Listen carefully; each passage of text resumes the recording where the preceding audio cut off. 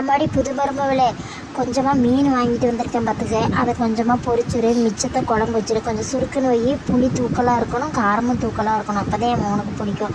அப்புறம் கொஞ்சமாக துணி இருக்குது, நிறைய அழுக்கு சேர்ந்து போச்சு, அதை நல்லா கையால் துவைச்சிரு. அப்புறம் வீட்டு வேலையும் கொஞ்சமாக இருக்கும், அதையும் எல்லாத்தையும் முடிச்சிரு. என்னம்மா? ஒன்றும் கவலைப்படாதீங்க அத்தை, எல்லா வேலையும் நான் சரியாக செஞ்சுட்டு உங்கள்கிட்ட வந்து சொல்கிறேன், சரிங்களா? கொஞ்சம் நேரம் அப்படியே அசதியாக இருக்கும், கொஞ்சம் ரெஸ்ட் எடுங்க அத்தை, அதை வந்துடுறேன். அவளுக்கு ஒரு ஃபோனை போடுவோம். ஏம்மா காலையிலேருந்து ஃபோனே பண்ணலை? என்னது ஒரே வேலையா? காலையிலேருந்து வேலை செஞ்சதுனால தான் எனக்கு ஃபோனே பண்ண முடியலையா? ஏம்மா எல்லா வேலையும் நீயே தான் செய்வியா? உன் மாமியாக்காரி கிம்மியாக்காரி நாத்தனா கித்தனார் வேலை செய்கிறத விட்டுட்டு உன் புருஷனை கூட்டிகிட்டு தனி கொடுத்தனும் போக பாரு. என்ன நீ, நான் என்ன சொல்லியிருக்கேன்னு உனக்கு? கல்யாணமான புதுசுலேயே இந்த மாதிரி வேலைலாம் வச்சுக்காதன்னு சொல்லியிருக்கிறதா இல்லையா? எந்த வேலையும் வீட்டு வேலையை செஞ்சு பழகாத சொல்லிவிட்டேன். அப்படிங்களா அத்தை?